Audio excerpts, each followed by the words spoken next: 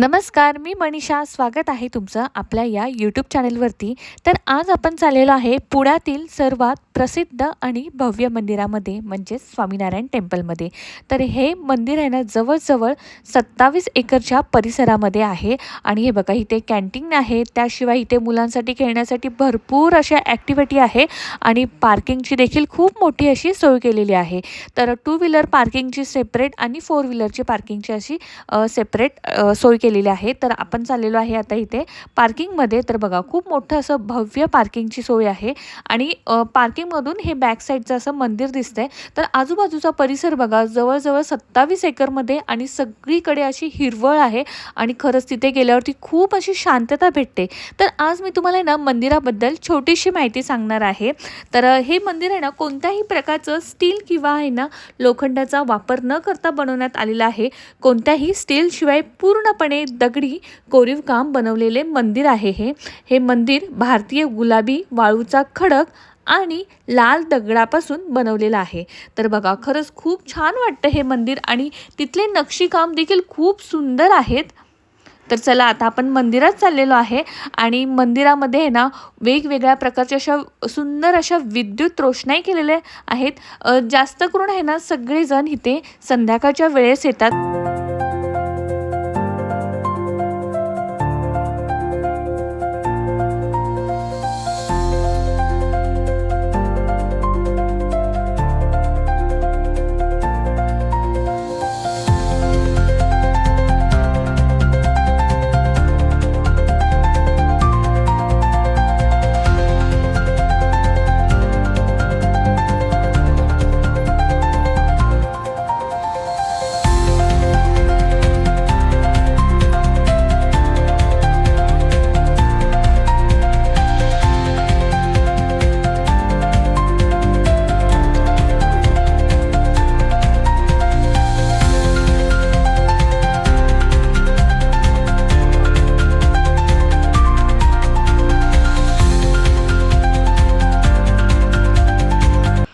प्रमुख मंदिराच्या जवळच तुम्हाला इथे अशी मोठी पावले दिसतात आणि तिथूनच आपण वर जायचं आहे.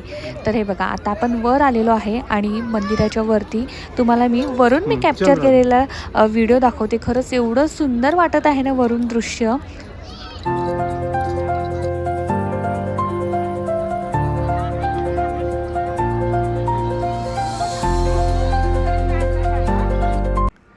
मंदिराच्या प्रत्येक भिंतीवरती असं बारीक आणि छान कोरीव असं नक्षीकाम केलेलं आहे.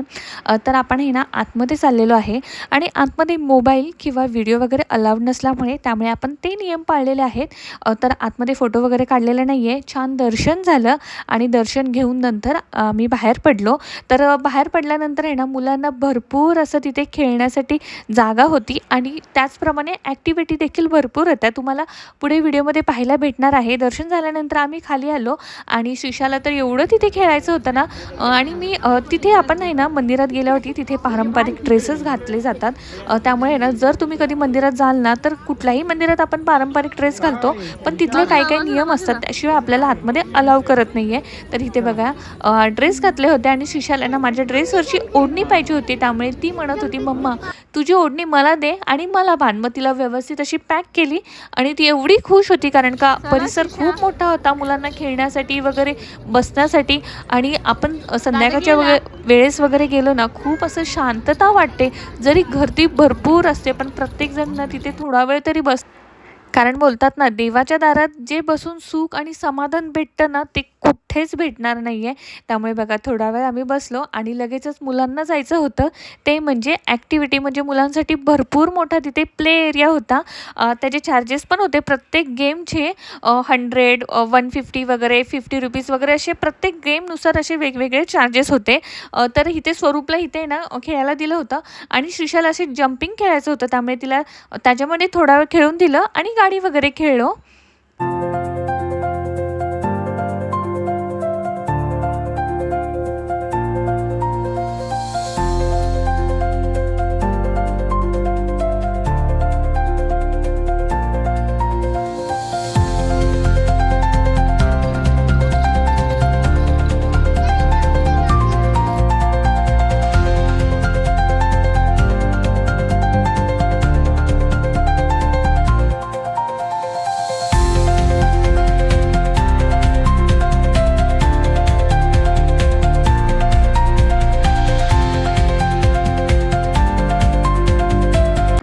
आता शिशाचं आहे ना सगळं खेळून झालं होतं, पण तिला दादा कसं बोटिंग करतोय तसं करायचं होतं.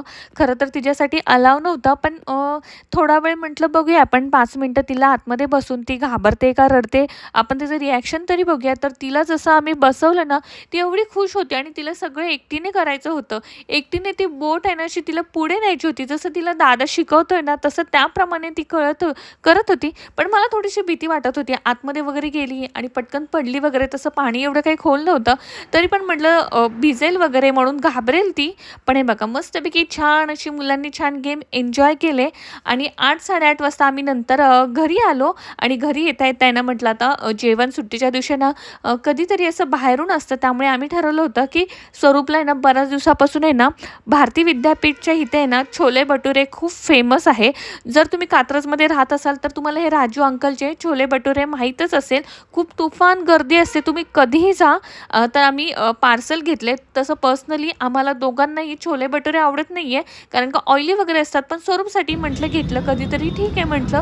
हे बरेच म्हणजे 3-4 महिन्यातनं आम्ही घेत होतो. आणि नंतर सोनाराच्या दुकानात आम्ही गेलो होतो. एक छोटंसं काम होतं, शिशाचं कानातलं व्यवस्थित करायचं होतं, ते केलं. घरी आल्यावरती जे जेवण आणलं होतं ते घेतलं ताटात आणि मस्तपैकी आजचा दिवस छान एन्जॉय केला.